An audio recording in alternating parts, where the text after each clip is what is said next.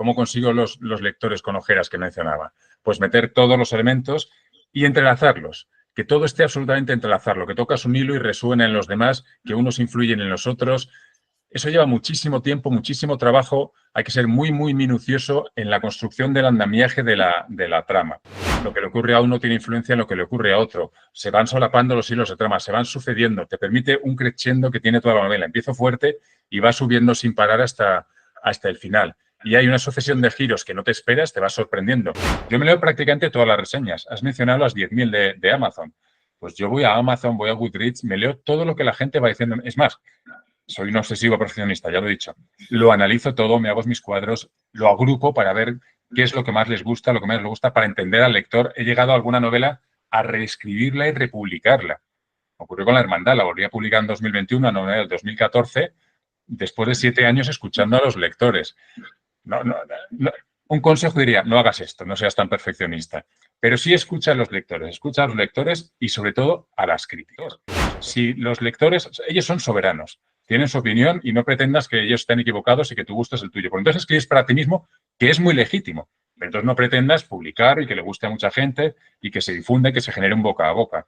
Pero he conseguido escribir la novela que quería escribir. O sea, estoy muy satisfecho de la novela y de las 3 novelas con las que requiero la Grecia clásica y cómo se cierra. El cierre, que es fundamental.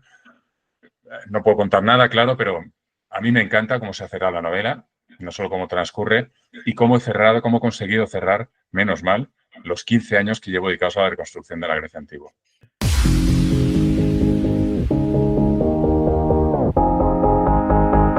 Bueno, encantada de tenerte por tercera vez ya en Triunfa con tu libro. La primera vez fue allá por el episodio 14, ya vamos por el 400 y pico. Ahí hablábamos del ebook más vendido del mundo, cuando tú publicaste en Amazon tu primera, creo que habías publicado algo más, pero vamos, tu primera novela, que fue un éxito rotundo. Y luego hemos tenido un episodio posterior, el 248, lo digo por si hay alguien que nos escucha, que quiere escuchar, porque en esos 2 episodios contaste muchísimas cosas, ¿no? Aquí vamos a intentar cerrar esa saga, como tú vas a cerrar también otra saga, por así decirlo, no saga, sino unas novelas históricas, ¿no? Que yo he leído todas, eres uno de mis escritores favoritos, Marcos. Y bueno, tenemos el privilegio de estar contigo, eres uno de los autores más reconocidos, que más libros ha vendido con diferencia.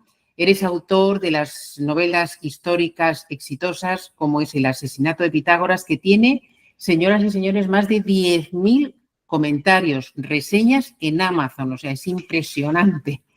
Luego el asesinato de Sócrates, que fuiste con esta novela finalista del Premio Planeta, y El asesinato de Platón. Y ahora sacas tu última novela, que ya cuando se publique este podcast estará recién publicado.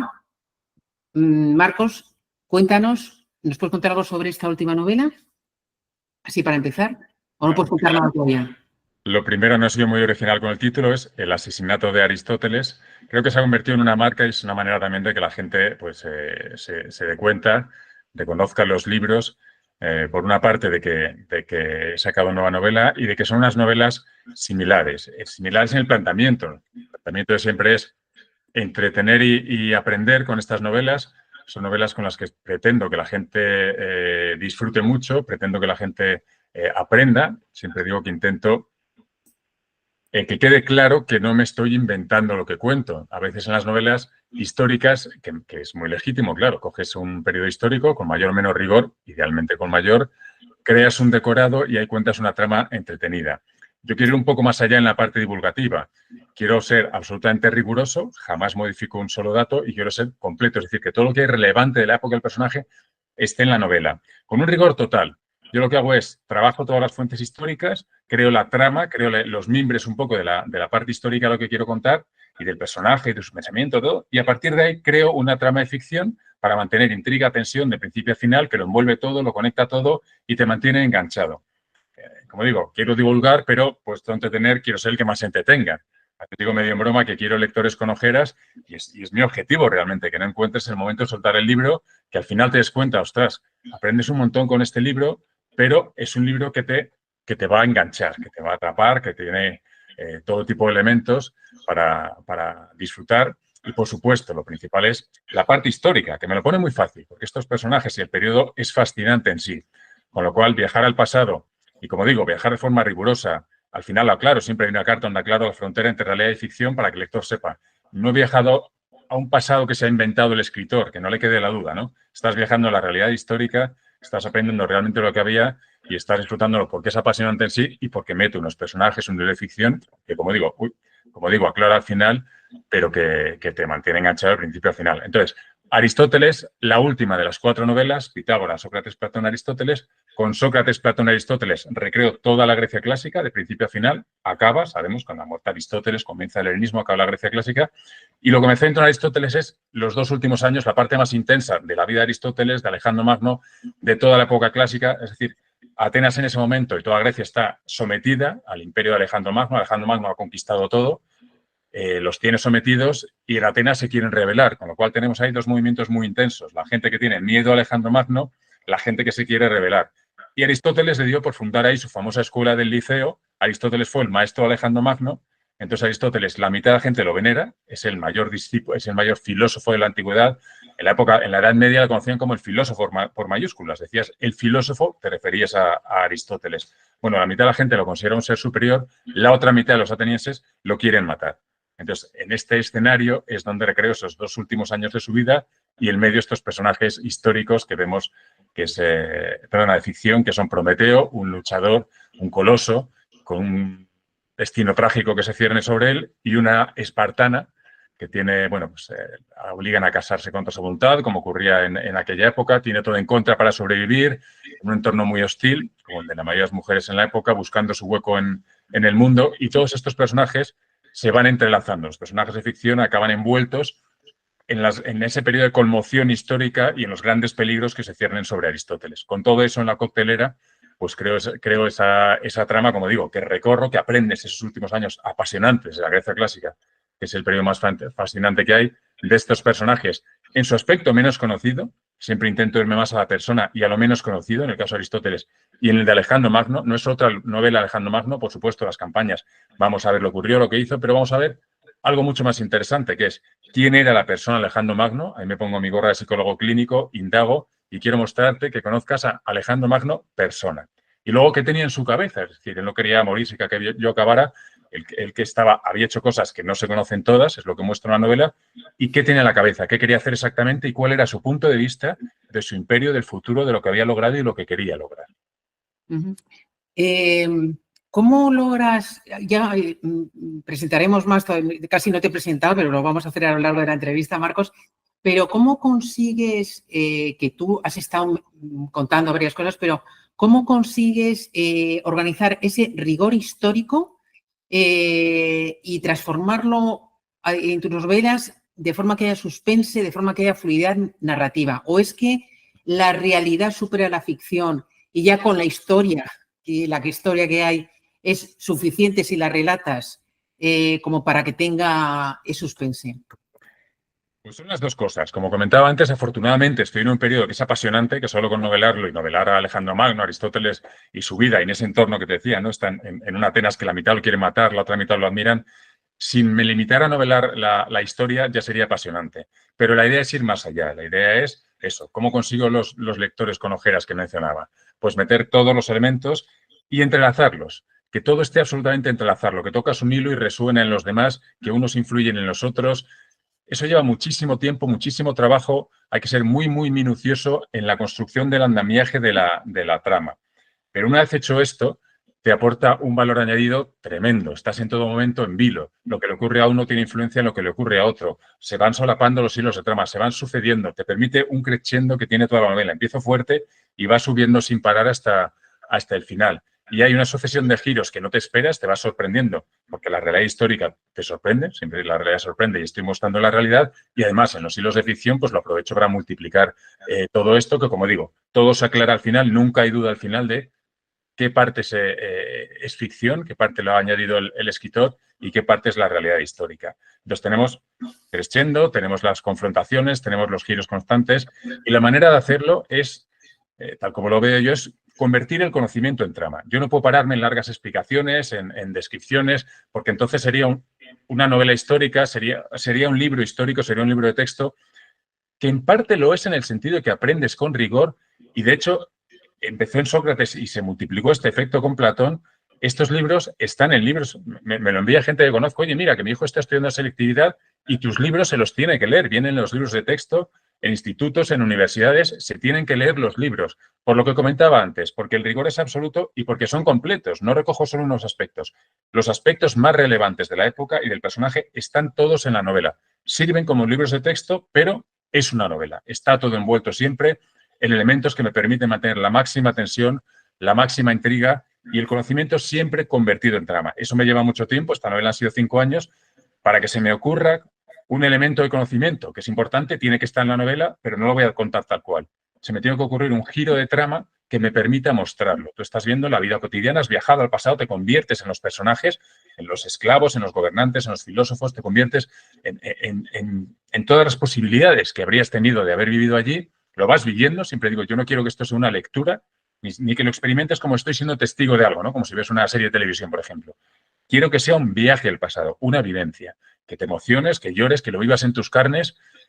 Y si consigo eso, entonces, igual que ocurre en la vida real, tú no estás teniendo la sensación de que estás estudiando la vida real, pero te impregnas, te empapas de ella, te acaba permeando. Pues lo mismo con estas novelas. Lo que pretendo, y es lo que supone los 5 años de pulir las 2000 versiones hasta que digo, ya está. Y creo que en este caso, hace un año te hubiera dicho, todavía estoy con las dudas, afortunadamente he conseguido, me ha costado 5 años, no tiene ningún mérito al final, claro, pero he conseguido escribir la novela que quería escribir. O sea, estoy muy satisfecho de la novela y de las 3 novelas con las que recreo la Grecia clásica y cómo se cierra. El cierre, que es fundamental, no puedo contar nada, claro, pero a mí me encanta cómo se ha cerrado la novela, no solo cómo transcurre y cómo he cerrado, cómo he conseguido cerrar, menos mal, los 15 años que llevo dedicados a la reconstrucción de la Grecia antigua. Bueno, comentas que te has estado 5 años dedicado a esta novela. Creo que es la que más tiempo que te ha llevado y te ha llevado tiempo, años, cada una de ellas. ¿Cómo consigues mantener la motivación y la constancia, Marcos? Porque son muchos días, muchas semanas, muchos meses. Sí, voy a hacer un poco, a ver si te puedo mirar de frente así. La motivación no siempre la mantienes, es decir, hay épocas durísimas. La motivación tiene que ser externa también, no puede ser solo interna. Primero, he escogido el periodo más apasionante de la historia. No tendría sentido si no puedo estar escribiendo 5 años sobre algo que no me motive. A veces comento un poco, medio en broma, ¿no? Que en una biografía de Darwin leí que al final de su vida él lamentaba amargamente haber dedicado 8 años al estudio de los percebes. No puedo escribir una novela sobre los percebes porque perdería la motivación y me cortaría las venas. Entonces, ha sido muy largo, muy duro, encerrado aquí lunes a domingo, miles de horas, pero estamos hablando de la Grecia clásica, estamos hablando de lo que decimos a veces como frase hecha, ¿no? La cuna de nuestra civilización, pero estamos hablando de lo que nos define como individuos, de lo que nos define como sociedad. Estamos hablando de que en unos pocos años, unos pocos hombres, unos pocos pueblos, sobre todo Atenas, es casi incomprensible, milagroso, cómo dan un salto absolutamente revolucionario. En lo intelectual, en lo moral, crean la democracia, logran la perfección en arquitectura, escultura, pintura, cerámica, crean la medicina como ciencia, crean la historia, tenemos los Juegos Olímpicos, lo tenemos todo. De repente surge sin tener algo previo, porque si nos vamos a los romanos ellos mismos decían que eran aprendices de los griegos, que los griegos eran sus maestros. Ahora está muy en moda, por ejemplo, los filósofos estoicos, ¿no? Bueno, pues Séneca, Epícteto, Marco Aurelio, grandes filósofos de la época romana, ellos mismos reconocían, decían que la guía para llevar una vida superior era Sócrates, que todo estaba ya en Sócrates, en los antiguos filósofos griegos. Ahí tenemos las raíces. Entonces, no me cuesta mucho motivarme y seguir adelante, seguir apasionado por lo que estoy contando a pesar de los años, a pesar del esfuerzo. El tema, para mí, es el más interesante. Incluso cuando hablamos de temas como las gestas militares, ¿no? Que decir, bueno, pero los romanos más interesantes son las gestas militares. En esta novela vamos a ver precisamente cómo tenemos a Alejandro Magno, al cual todos los emperadores romanos admiraban, todos querían ser como él, y ninguno lo consiguió.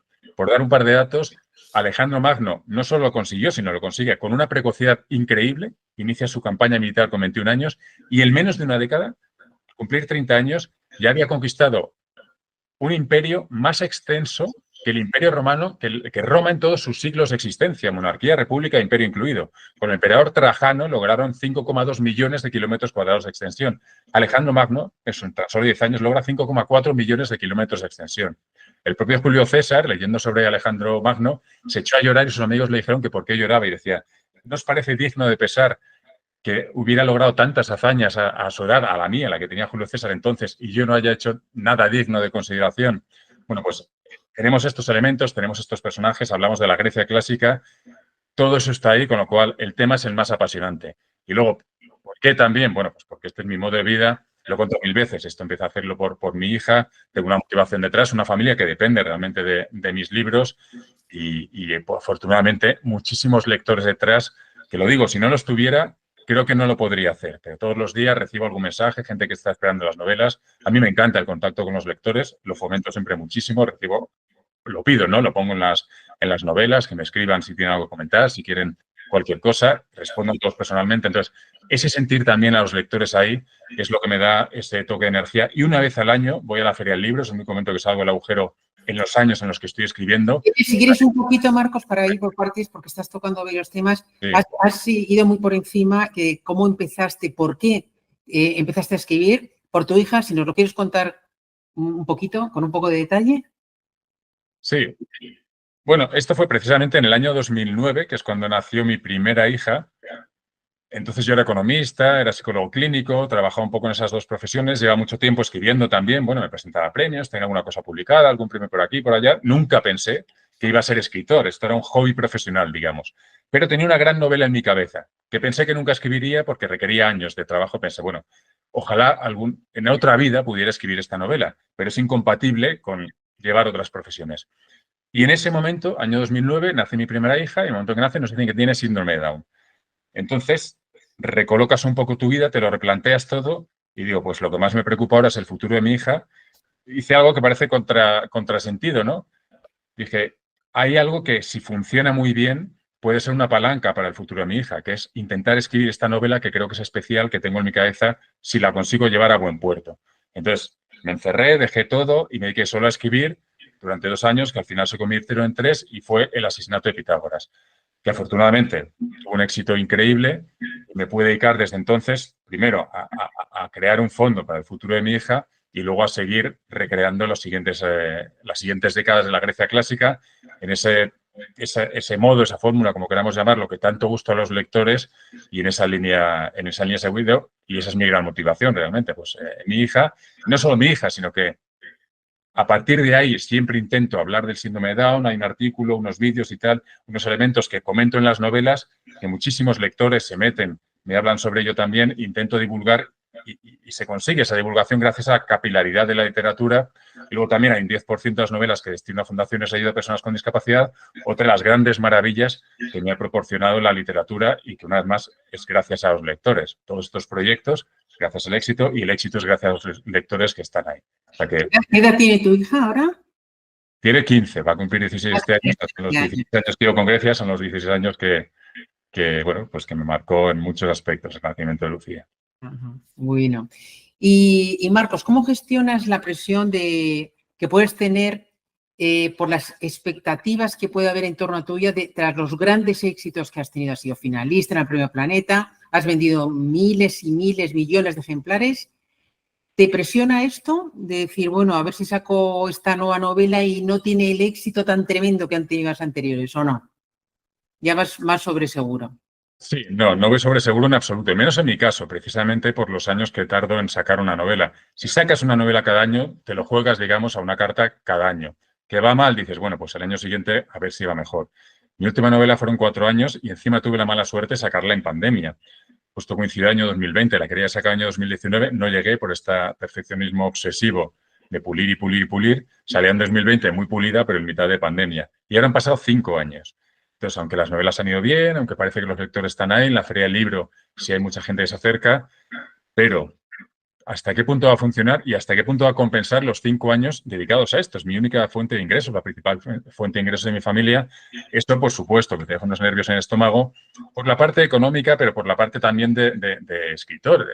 no solo es este libro, yo en estas 4 novelas son 16 años los que va a cumplir mi hija, dedicado a recrear la Grecia clásica. Las 3 primeras novelas pues han tenido un éxito tremendo, la gente las ha disfrutado muchísimo, han tenido muy buena acogida. Lo tendrá esta también. Las personas que hay alrededor, tengo como 10 lectores beta, digamos, 10 allegados que han ido leyendo las diferentes novelas, y en este caso es la novela que menos críticas me han hecho, que menos comentarios negativos, que dicen, es que se lee muy bien de principio a final, casi es la primera versión, es decir, ahí ya he tenido la mejor acogida de todas mis novelas. ¿Lo voy a tener entre los lectores? Reconozco que los nervios están ahí. ¿Sueñas con ser el próximo bestseller?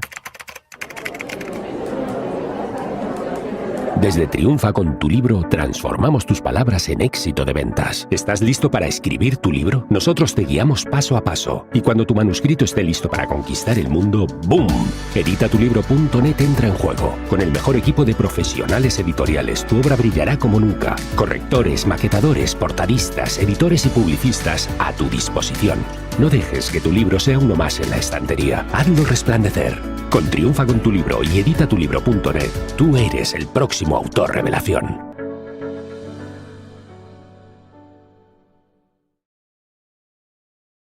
Como escritor, como creo que tenemos todos los escritores, por el hecho de que tardo tantos años y que llevo tantos años sin tener esa experiencia, están los nervios, están las dudas, están los temores. Hasta que no, dentro de unos días, cuando salga esta entrevista, como comentabas, ya estará el libro en la calle. Yo espero que se me haya disuelto el nudo del estómago entonces. Claro, seguro. Y lo disfrutarás, porque esto es una montaña rusa. Marcos, tú, bueno, comenzaste publicando en Amazon. Tu idea era publicar con una editorial, pero como no era complicado, publicaste tu libro, fue un éxito total. Luego llegaron las editoriales, firmaste con una gran editorial como es Planeta, conseguiste ser, yo creo que el primero y yo creo que el único en España, que es lo que se llama un autor híbrido, es decir, que tú conservas los derechos digitales, lo que es la venta del ebook, de los libros en formato digital. Y bueno, el panorama en 15 años algo habrá cambiado. O sea, ¿cómo ves el panorama literario ahora? ¿Cómo ha cambiado y sobre todo cómo lo ves a futuro? Es muy difícil hacer predicciones porque siempre fallas, ¿no? Como el oráculo de Delfos, ¿no? Que se decía que al final había que interpretar lo que había dicho cuando ya había sucedido las cosas. Las cosas han cambiado mucho, sí. La parte digital, bueno, realmente eso surgió como una explosión y como muchos fenómenos explosivos se ha ido asentando. Es decir, había gente que decía, va a desaparecer el libro de papel. Yo no lo creía y afortunadamente no ha ocurrido. Afortunadamente, que es un formato que a mí me gusta mucho por todo el ecosistema que hay ahí, por todos los lectores que les gusta el papel, por todos los libreros, que hay miles de libreros en España y en todo el mundo, y que yo no quiero que desaparezca jamás el libro de papel, también por ellos que tanto me han apoyado y que me encanta apoyarles en la medida de lo que puedo, de una manera, de otra, en la Feria del Libro, etcétera, y por las editoriales que hacen un trabajo maravilloso. Me parece que no puedes quedarse solo en la autopublicación en absoluto. O se haría de otra manera, porque al final necesitamos a las editoriales y necesitamos a los libreros que hacen una labor de prescripción, son los expertos maravillosos y conocen personalmente a los lectores. Afortunadamente, como digo, no ha ocurrido, pero se ha sentado. Creo que hay, no sé si es un 30%, lo que sea, de lectores digitales. Siempre hay unos early adopters, ¿no? Unos que en cuanto a una nueva tecnología se lanzan a por ella y luego ya poco a poco. En este caso yo creo que es una cuestión generacional, es decir, los jóvenes leen más en formato digital, pues quizás dentro de 50 años, cuando los jóvenes sean mayores y los mayores ya no estemos, pues el porcentaje será mucho mayor por ese recambio generacional. Pero no ya por la tecnología. Todo el mundo conoce la tecnología, joven o mayor, y la gente ya decide si le gusta leer en digital, en papel, o, como nos ocurre a muchos, leemos en todos los formatos. Quizás en los últimos años hemos visto más el audiolibro. Yo he visto que ha crecido muchísimo y cada vez más gente que me dice, oye, pero también me dicen que lo entiendo y que me parece lo razonable, me he leído tu libro. Y a veces no recuerdan si es en audiolibro, que a veces los escuchan, si es en digital, si es en papel. La historia es la misma. En audiolibro también. Los tienes en audiolibro. Sí, todos están en audiolibro. De hecho, Amazon lanzó el audiolibro en español precisamente con Pitágoras. Había tenido tanto éxito que entonces nos contactaron y dijeron, oye, queremos lanzar en español, queremos que sea con Pitágoras, que había sido el ebook más vendido del mundo aquel año en español, y se lanzó con Pitágoras y con los otros dos que tenía entonces, que eran La Hermandad y Diario Gordon. Y como tú vendes todos estos formatos, ¿qué porcentajes, en tu caso, si quieres compartirlo, tienes audiolibro digital y papel? No sabría decir exactamente, pero quizás, en mi caso, un poco más de lo normal, de la media del audiolibro, decía que quizás sea un 30% la cuota del formato digital. En mi caso, quizás sea 50-50 entre lo digital y el papel, porque en digital tuvo tanto boom, fue el ebook más vendido, el de Pitágoras, que eso ha dejado una inercia. Tengo muchísimos lectores que son lectores digitales y que por eso me conocieron a través de la publicación, de mi publicación digital de Pitágoras, y ellos lo convirtieron en aquel fenómeno.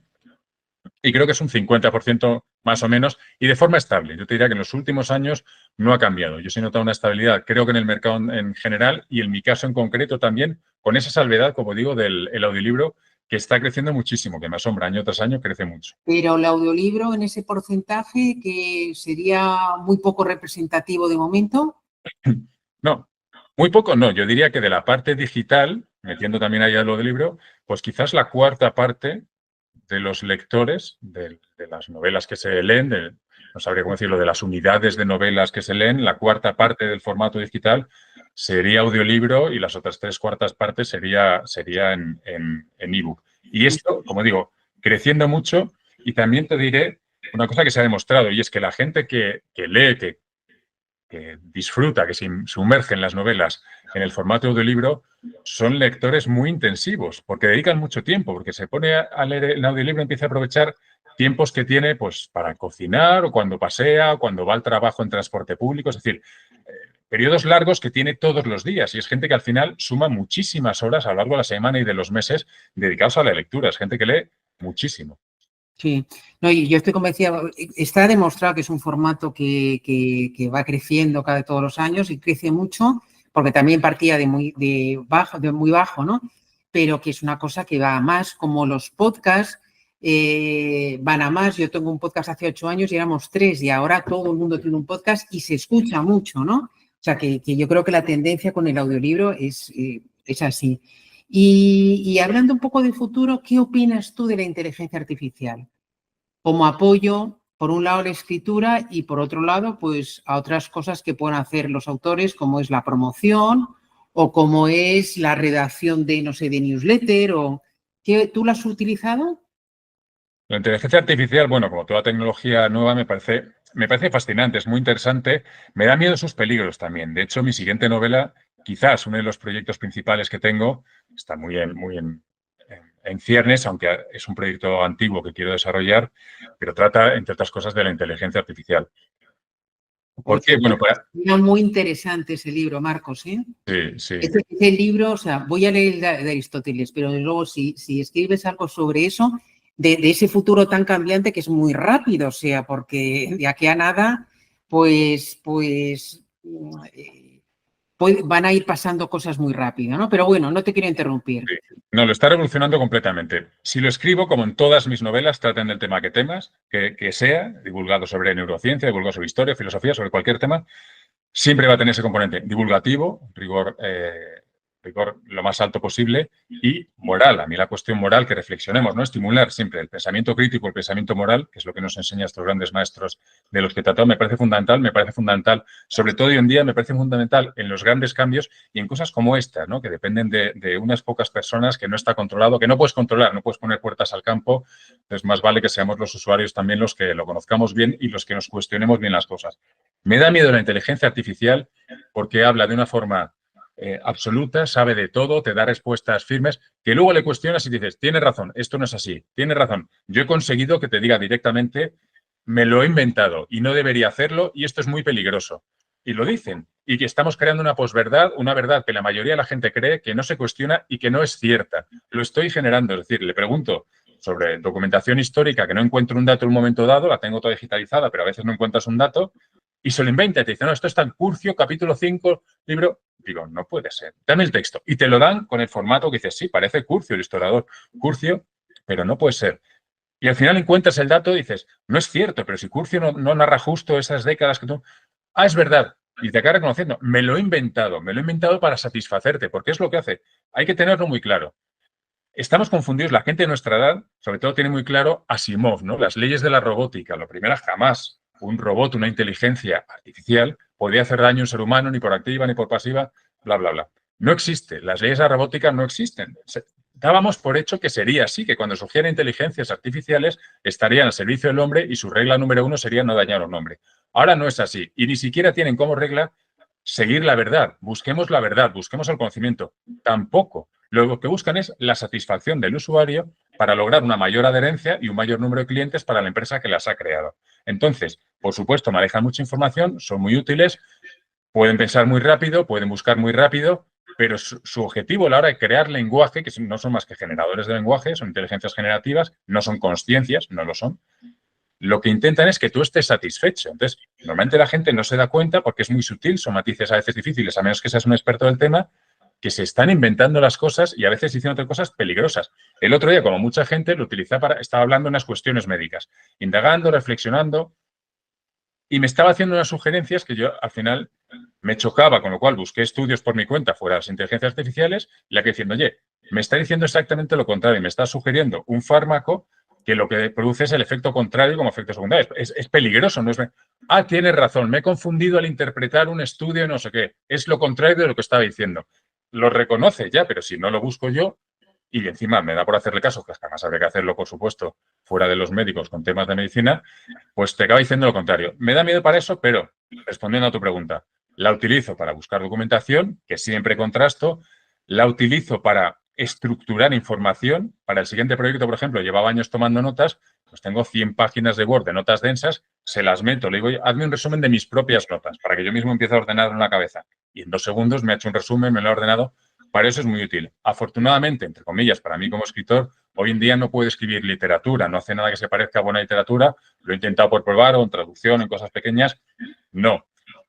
Ahora, para hacer cosas de consumo fácil, rápido, nada exigente, pues ya es capaz, porque te puede crear una trama rápida, etcétera. Y a mí eso me da miedo en el sentido de que pueda afectar al gusto del público. Es decir, igual que creo que la telebasura cuando surgió fue negativo, debía haber estado más controlada porque la gente le das telebasura y como es un consumo fácil, pues la acaba aceptando y acaba admitiendo una cosa que antes no existía.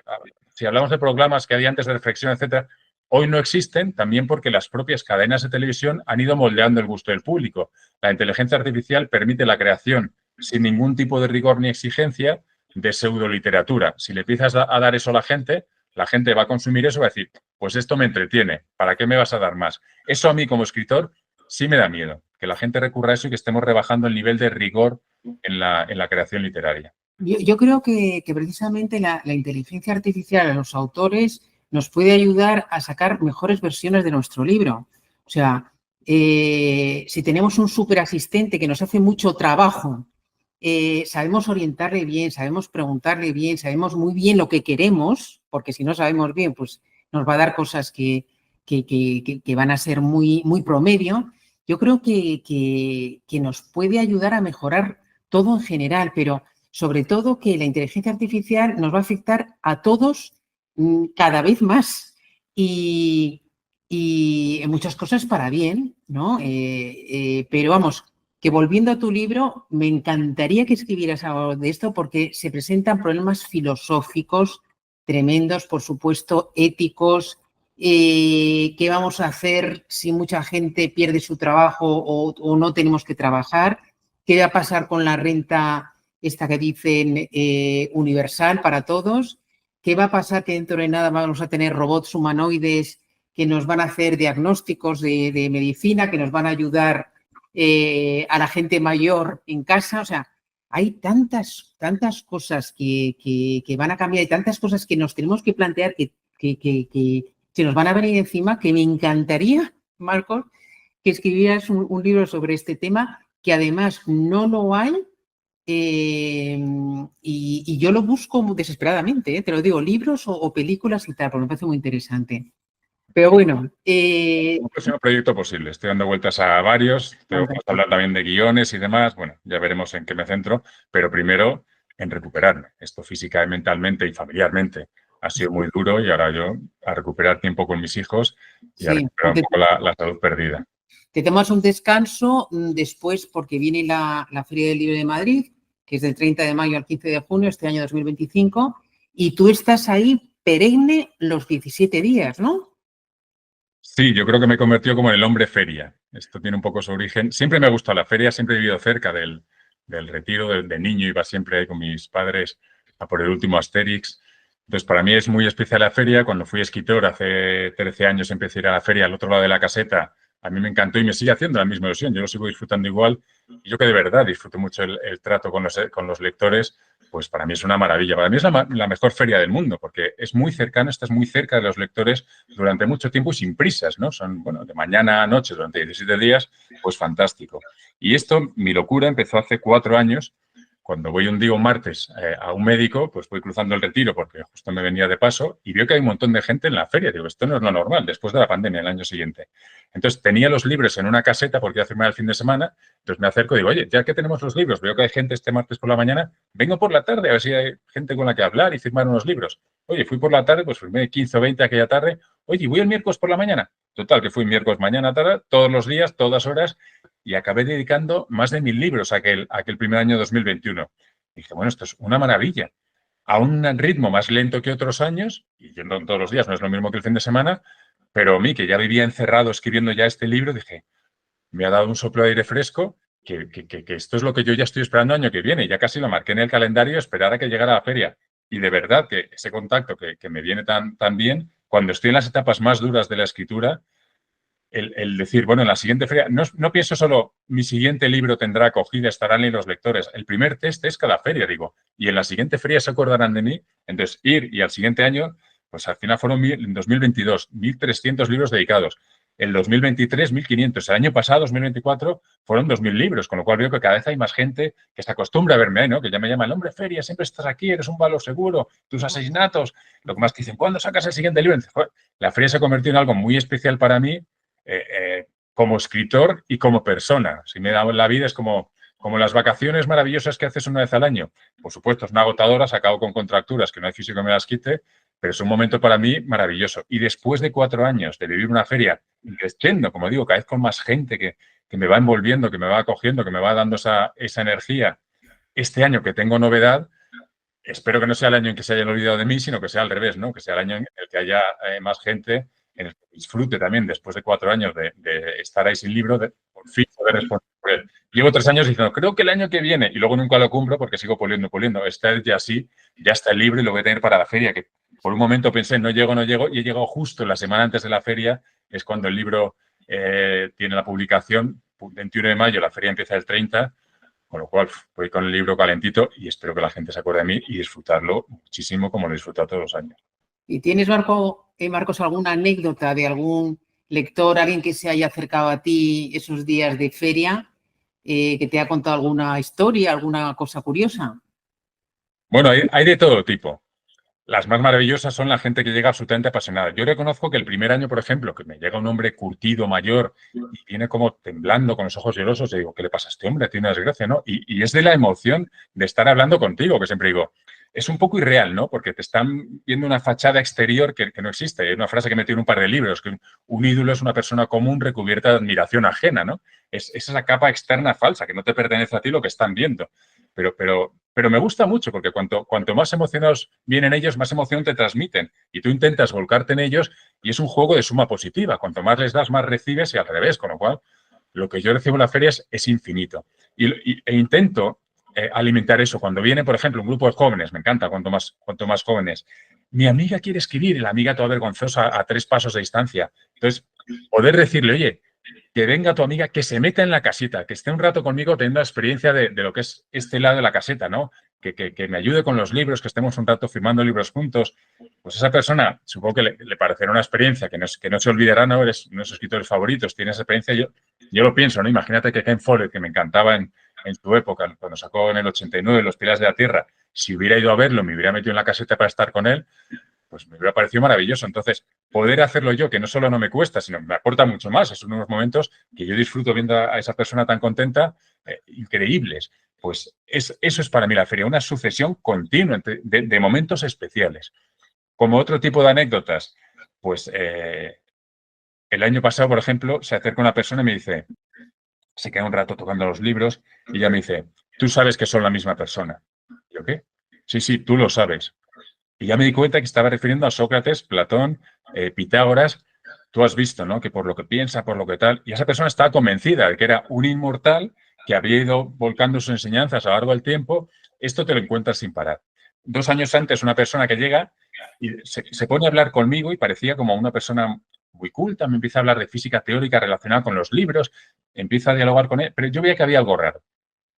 Y al cabo de un rato me dice, bueno, no sé si llevármelo, primero tengo que ver qué es lo que me transmite. Voy a ver el aura y no sé qué, me empieza a decir. Entonces, le hace una imposición de manos al libro. Y yo pensé, oye, no me maldigas el libro que estás haciendo.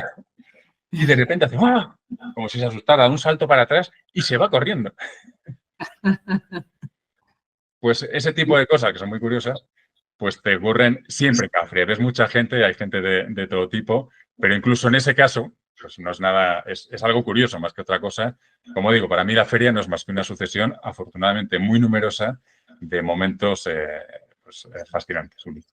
Es un momento estupendo porque es la única ocasión que se tiene para conocer a los lectores, ¿no?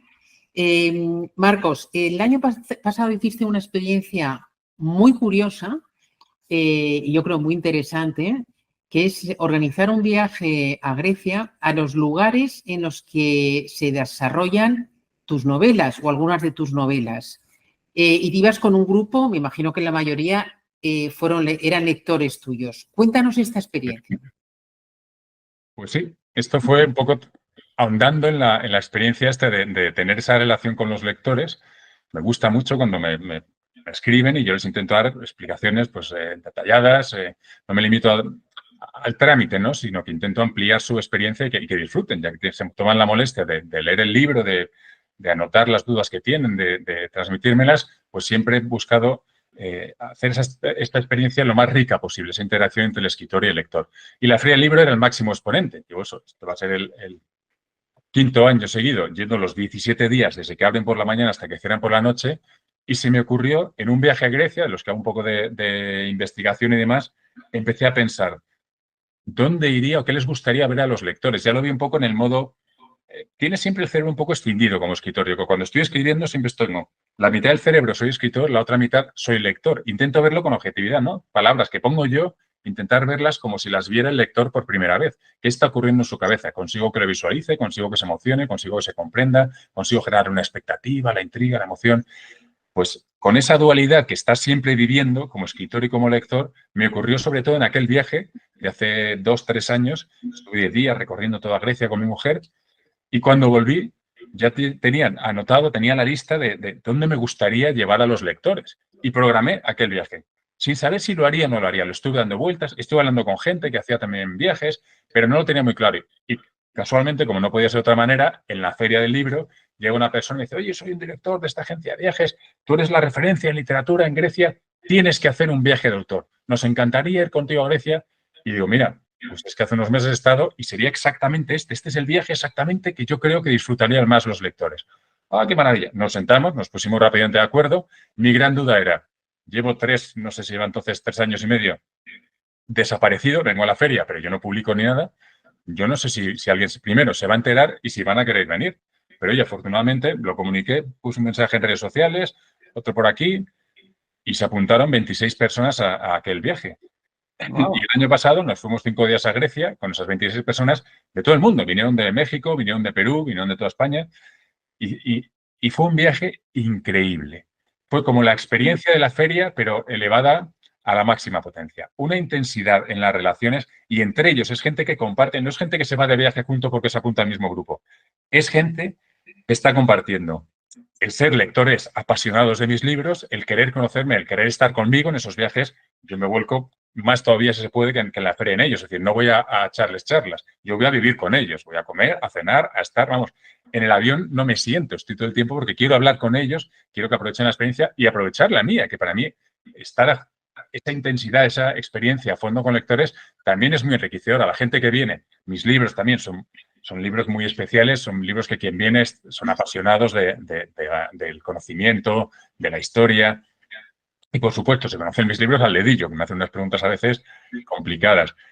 Pero el ambiente de grupo que se creó, o sea, al segundo día ya estaban, acababan de cenar y se subían a las terrazas en todos los hoteles maravillosos que hay en Atenas. Todos dan a la Acrópolis, que la ves iluminada, es un momento mágico.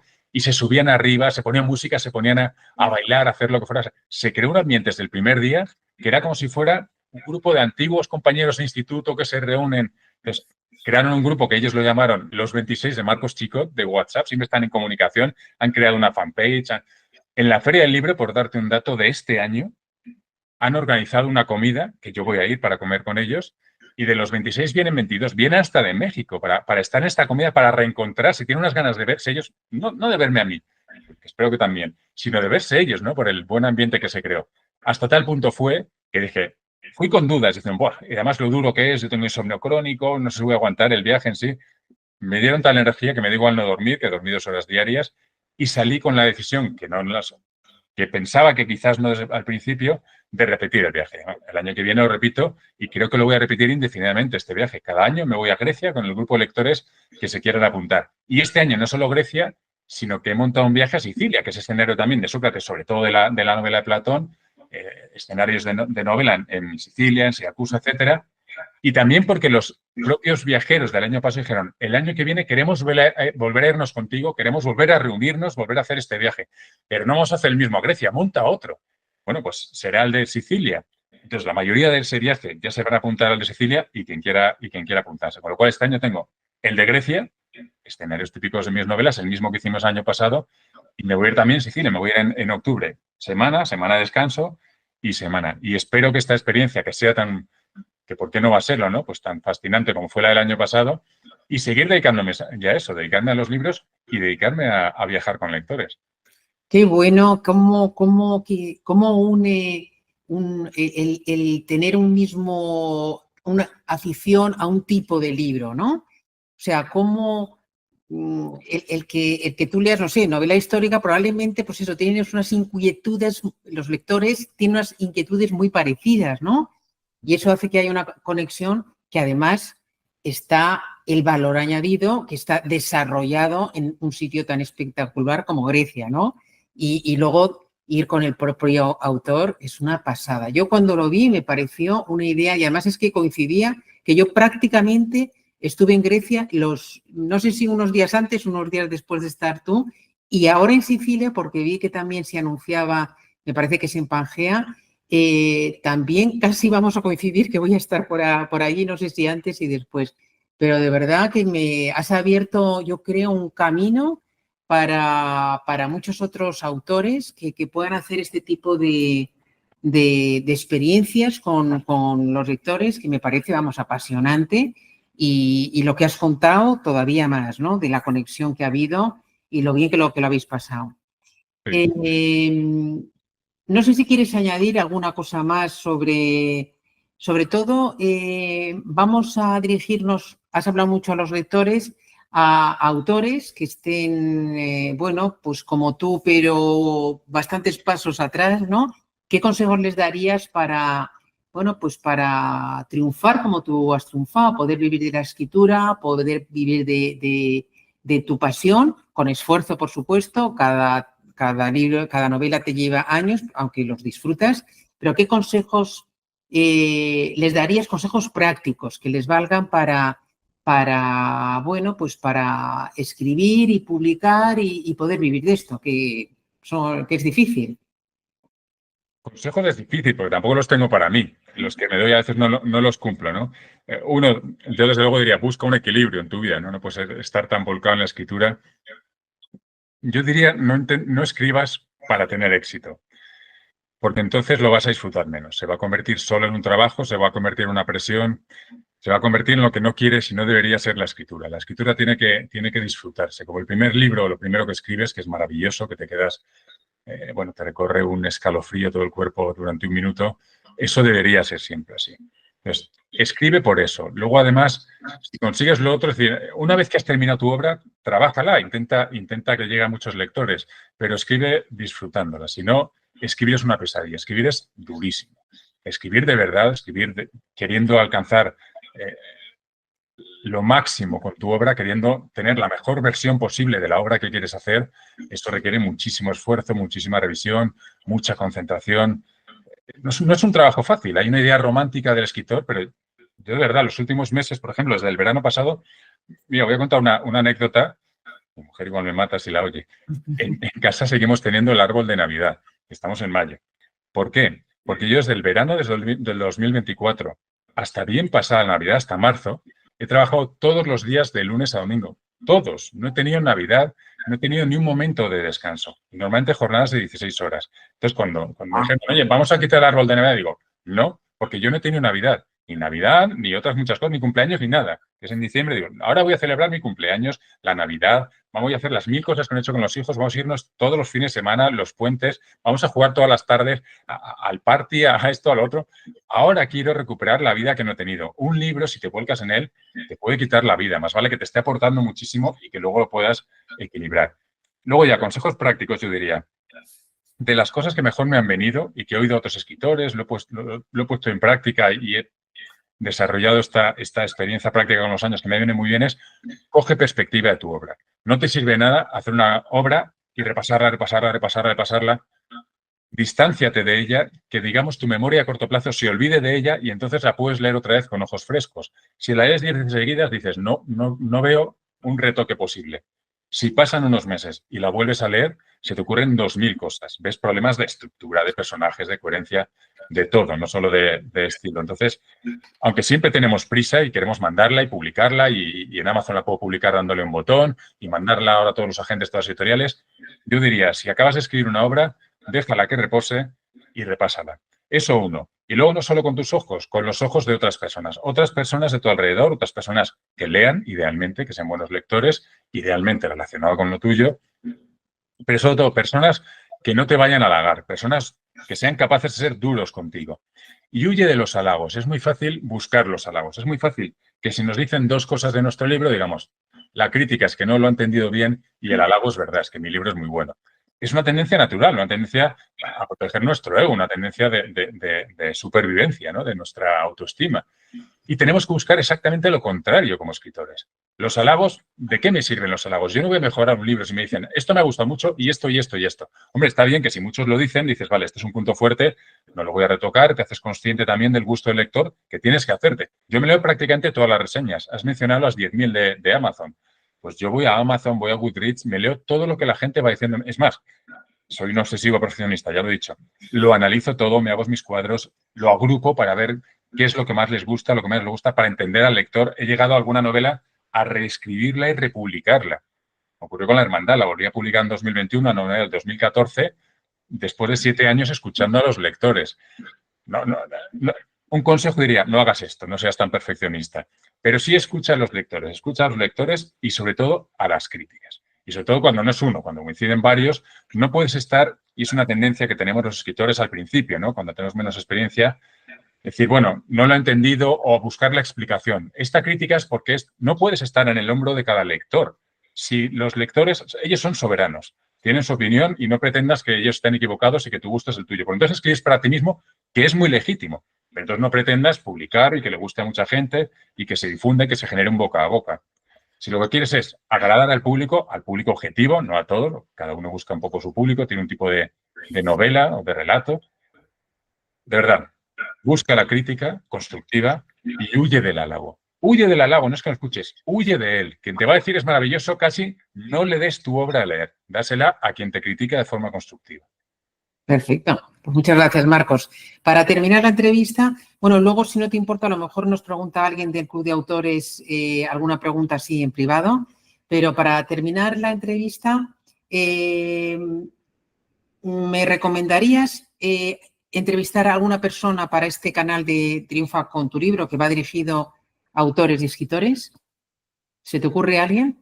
Eso lo sabes tú mejor que nadie, porque realmente sabes No te creas, porque si me agotan ya vamos por el 400 y pico y no te creas, he entrevistado. Al principio, cuando comencé, pensaba que en el 50 más o menos acabaría, pero no, surgen cosas muy interesantes, ¿no? Pero muchas veces los propios entrevistados me dais pistas de gente que a lo mejor no está en mi radar y que puede ser interesante. Por intentar salir un poco de la línea habitual, las dos que me han venido a la cabeza. Uno, que no sé si lo conocerás, es la persona o la empresa con quien, que no sé si seguirá existiendo como tal, yo creo que sí, porque hace no muchos años los vi activos. Con quien yo publiqué el primer libro, yo intenté de todo. Hice la autopublicación, pero intenté también publicar en papel. Lo que pasa es que luego todo fue muy rápido. Antes de un mes ya había sido el boom y ya había firmado contratos y ya paré todo aquello. Pero imprimí unos primeros ejemplares en papel y los distribuí por mi cuenta, los puse en internet para que los distribuyeran. Tuve reuniones con correos para ver qué coste de distribución podíamos tener. De todo. Yo todos los días he intentado cosas diferentes. Y había una empresa que es quien me imprimió los libros, porque otro consejo que yo daría es huye de quien te va a decir, oye, yo te voy a publicar el libro, lo que llaman a veces coedición, hay coedición de verdad y de mentira, me das 2.000 euros y yo soy una editorial que va a hacer maravillas con tu libro y le va a dar una distribución maravillosa. No. Que te lo publiquen, que te lo aconsejen, lo que pueden hacer de verdad profesionalmente es maravilloso. Ahora, decir que ellos van a conseguir que venda un montón si me das 2.000, 3.000 euros, huye de eso, no es cierto, ¿no? Una vez más, es un halago, te van a decir que tu obra es maravillosa. No. Lo que yo hice es imprimirla e intentar distribuirla por canales de distribución. Y había una empresa que se llama Print Color Web. De acuerdo que fueron los más razonables en cuanto a precio, en cuanto a calidad, lo hicieron todo muy bien. Imprimí con ellos el libro, tuvo un coste razonable porque ellos dicen, no, 22 euros, imprimir el libro. Bueno, ya, ¿cuánto lo vendo y qué margen hay? Y ellos, no me acuerdo, o sea, 7 euros, lo que fuera, pero me acuerdo que era menos de la mitad del coste del precio normal de un libro. Hicieron un trabajo muy bueno. Y a mí, quien me ha dicho, ¿con quién puedo imprimir un libro en papel? Yo digo Print Color Web. Print Color Web, vale, Me perfecto. acuerdo de ellos. Y luego, a mí, por ejemplo, ahora he cambiado la página web, la tenía que ya no funcionaba, desmoronada, no funcionan los vídeos, los enlaces, nada, desde hacía años. Y para este libro, pues he procurado, claro, tener una página web nueva que funcione las cosas, por lo menos, sin intentar grandes efectos. marcoschicot.com, la página web. Sí, marcoschicot.com, ahí está muy sencillito, el tema de los libros, los viajes, el tema del síndrome de Down, que siempre intento divulgarlo, con un artículo muy sencillito, con unos vídeos, el tema de cuentos solidarios. Estoy publicando ahora una recolección de los cuentos que he ido escribiendo para unas fundaciones. Se publican un libro de cuentos con varios autores. He cogido los míos, los he agrupado y los estoy publicando ahora y está en esta sección de cuentos solidarios y ahí se pueden ver, etcétera. En este caso no es el 10%, en este caso el 100% de lo que recaudo con esos libros va a fundaciones, pues son cuentos solidarios, íntegramente. Entonces, sí, no, perdón. Lo de la página web, pues lo que estás viendo es la página web antigua, porque todavía no está puesta online. En el momento en que publiques sí estará, pero todavía no, porque lo estoy dejando para el final, como todo, está obsesionado con el repaso de la novela y demás. Hoy he tenido la última reunión con la persona que me ha desarrollado la web, que es una persona que ha funcionado fantástica.